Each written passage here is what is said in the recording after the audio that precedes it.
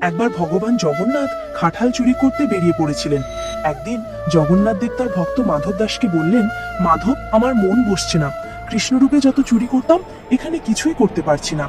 আজ খুব ইচ্ছে করছে কাঁঠাল চুরি করতে। মাধব দাস হতভম্ব হয়ে জিজ্ঞেস করলেন, প্রভু, আপনি জগন্নাথ, লোকের রক্ষক, আপনি চুরি করতে চান?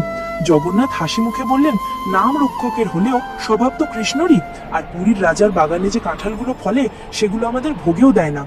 আজ চুরি করেই খাবো। রাতে জগন্নাথ ছোট লালার সাজে হাজির হলেন। মাধব দাস তাকে কাঁধে বসিয়ে চুপি চুপি পৌঁছে গেলেন রাজার বাগানে।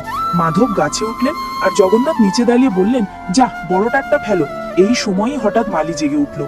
জগন্নাথ দ্রুত লুকিয়ে পড়লেন আর গাছে থাকা মাধব দাস চিৎকার করে বললেন, প্রভু, কোনটা ধরে নেবেন? মালি রেগে গিয়ে মাধব দাসকেই ধরে ফেললো এবং বেঁধে রাখলো। পরদিন রাজা এসে শুনলেন, মহারাজ, কাঁঠাল চুরি করতে এসেছিলেন স্বয়ং জগন্নাথ। রাজা আনন্দে চোখ ভিজিয়ে বললেন, ভাগ্য আমার, প্রভু আমার বাগানেই চুরি করতে এসেছেন। সেদিনই তিনি পুরো বাগান জগন্নাথের নামে দান করে দিলেন।